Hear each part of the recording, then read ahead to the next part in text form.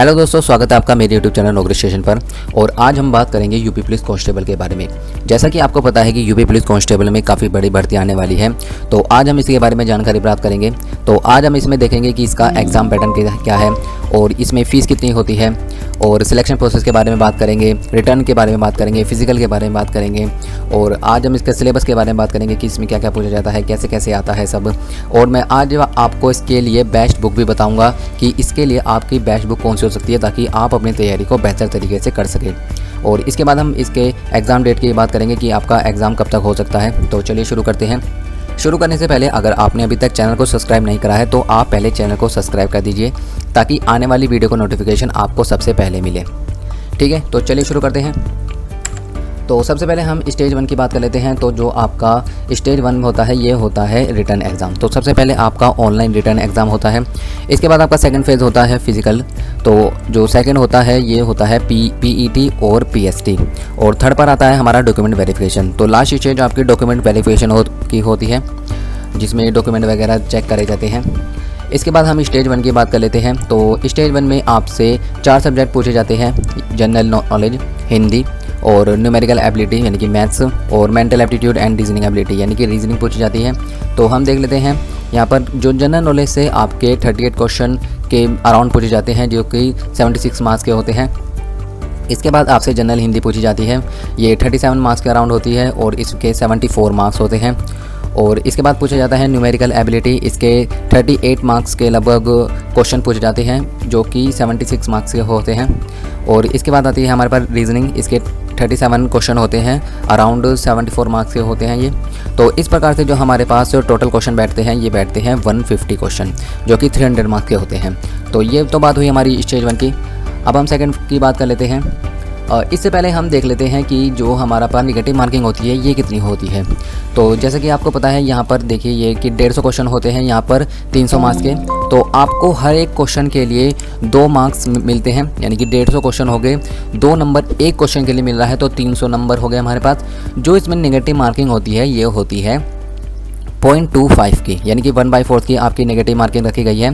1/4 की negative marking क्या होती है मैं आपको बताता हूँ कि जैसे कि आपका 4 क्वेश्चन गलत हो जाते हैं, तो अगर आपके 4 क्वेश्चन गलत हो जाते हैं तो आपका एक सही क्वेश्चन भी गलत माना जाएगा। तो ये होती है 1/4 की नेगेटिव मार्किंग। आगे हम देख लेते हैं इसके फिजिकल के बारे में।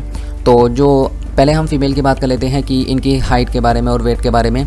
तो यूपी पुलिस कांस्टेबल में जो फीमेल की हाइट होती है वो जनरल, ओबीसी और एससी के लिए होती है 152 सेंटीमीटर, 152 सेंटीमीटर लड़कियों की हाइट होती है, और एसटी के लिए होती है 147 सेंटीमीटर।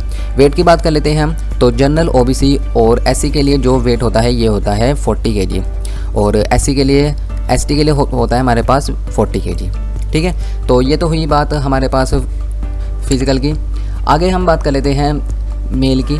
तो जनरल, ओबीसी और एससी के लिए जो हाइट मांगी गई है ये है 168 सेंटीमीटर, यानी कि आपकी हाइट 168 सेंटीमीटर होते हैं। और एसटी की बात कर लेते हैं हम। तो इसमें 160 सेंटीमीटर हाइट होनी चाहिए।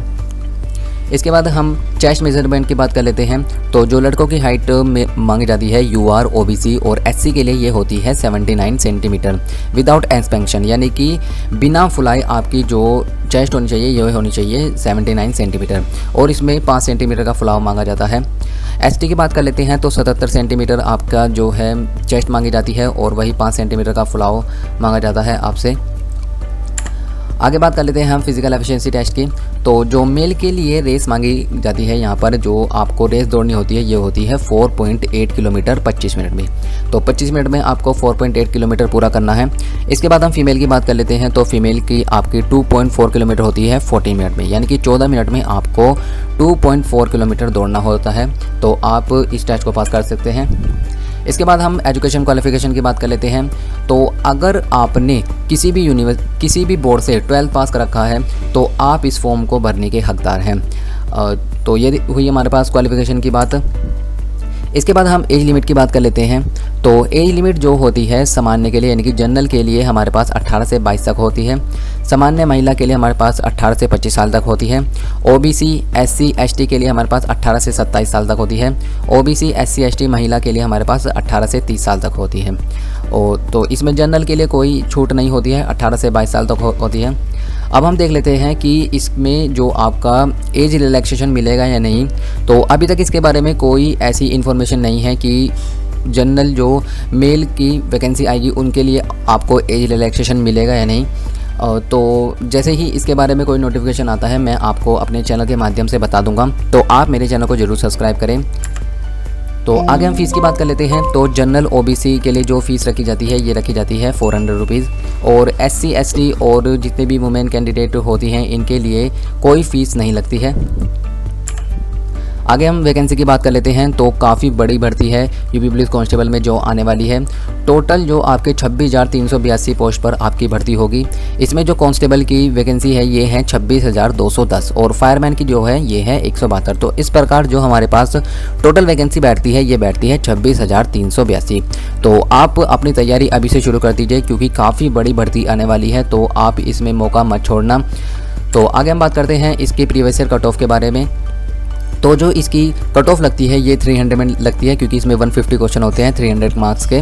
तो 300 में से जो जनरल की कट ऑफ लगती है ये लगी थी 185.34। ये मैं आपको 18-19 में जो वैकेंसी आई थी उसकी कट ऑफ बता रहा हूँ। और ओबीसी की कट ऑफ जो है ये 172.32 लगती है, और SC की लगी थी 145.39 और ST की 114.19। तो ये बात हुई हमारी कट ऑफ की। आगे हम बात कर लेते हैं सैलरी की। तो इसमें काफ़ी अच्छी सैलरी बैठती है आपकी यूपी पुलिस कांस्टेबल में।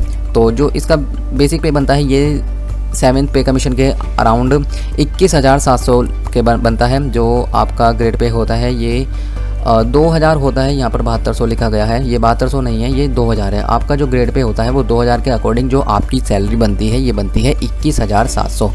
मैं आपको एक और बार बता देता हूँ, ये 7200 नहीं है, यहाँ पर 2000 है। जो आपकी सैलरी बनती है ये 2000 ग्रेड पे के तहत 21,700 बेसिक बैठती है, जिससे आपकी मंथली सैलरी 30,000 से 40,000 बैठ जाती है।